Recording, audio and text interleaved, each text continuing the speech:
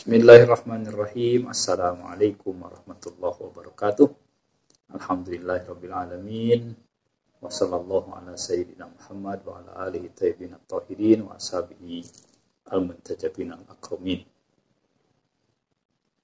Saya sekarang ini sedang banyak menanam, dan dari proses menanam itu kita banyak mendapatkan pelajaran.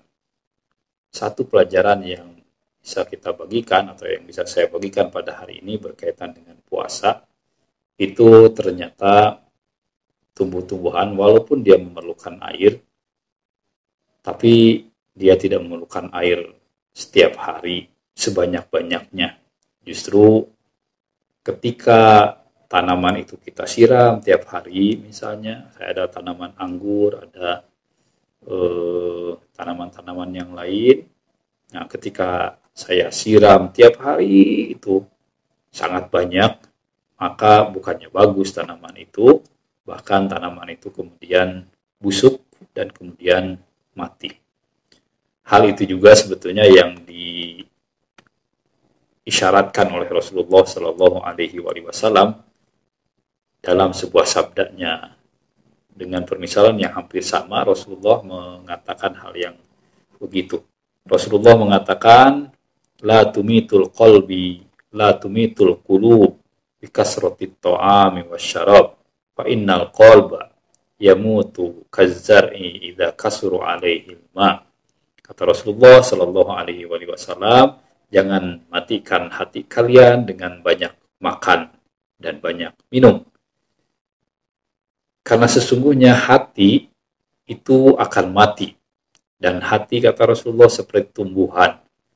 Kalau tumbuhan itu diberi banyak air, maka tumbuhan itu bukannya hidup, akan tetapi malah layu dan mati. Demikian pula ruh dalam pandangan Rasulullah SAW hanya bisa akan tumbuh ketika antara makan, minum, dan kemudian jeda antara makan dan minum itu ada jeda yang cukup panjang. Bahkan makanan atau bahkan tumbuhan itu akan menjadi sangat bagus kalau tidak terlalu banyak disiram. Artinya disiramnya itu hanya secukupnya saja. Demikian juga permisalannya dari Rasulullah berkaitan dengan ruh manusia. Semakin banyak dia diberikan makanan, dimanja, maka bukan justru akan semakin besar ruhnya itu, akan tapi justru akan semakin kerdil, akan semakin, dan lama-kelamaan akan mati. Maka di dalam riwayat yang lain, selain tadi yang diucapkan oleh Rasulullah SAW, Rasulullah mengatakan, man qalla ta'amuhu sahabatnuhu wa safa qalbuhu. Barang siapa yang sedikit makannya, maka perutnya itu akan sehat dan hatinya akan menjadi sofa, menjadi suci, menjadi bersih. Lama-kelamaan itu akan semakin bersih. Jadi rasa lapar, rasa dahaga atau menahan lapar, menahan dahaga itu akan semakin membuat mental itu menjadi semakin sehat. Akan tetapi kalau terus dikasih makanan, kasih minuman, terus itu dimanja dengan makanan dan minuman, badan ini, maka itu akan menyebabkan qaswatul qulub, ya, hatinya itu menjadi keras dan jiwanya itu akan semakin susah dikendalikan. Dan kalau nafsu itu susah dikendalikan, maka itu akan mengalahkan akal dan pikiran yang sehat. Maka dalam tamsil Rumi, ini dalam dalam permisalan yang lain, Rumi itu menggunakan gitar atau kecapi.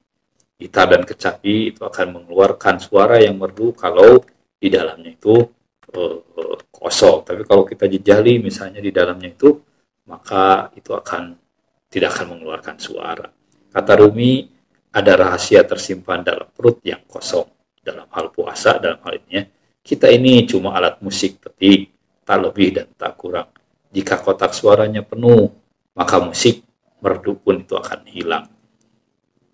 bakarlah habis segala yang mengisi kepala dan perut dengan menahan lapar. Maka setiap saat irama baru akan muncul dari api kelaparan yang nyala berkobar. Oleh karena itu, maka pada hari yang ketiga, ini kita berdoa kepada Allah Subhanahu wa Ta'ala agar tetap diberikan akal pikiran yang sehat dan kewaspadaan, dan mudah-mudahan kita juga mendapatkan ampunan dan kebaikan dari Allah Subhanahu wa Ta'ala. Kita baca doa hari yang ketiga. A'udzubillahi minasyaitonirrajim. Allahumma shalli ala Muhammad wa ali Muhammad. Allahumma rzuqni fihi dhihna wat tanbih wa ba'idni fihi minas safahati wat tanwih waj'al li nasiban min kulli khairin tunzilu fihi bijudika ya ajwadal ajwadin. Ya Allah, berikanlah aku rezeki, kecerdasan, dan kewaspadaan. Jauhkan aku dari kebodohan dan kesesatan.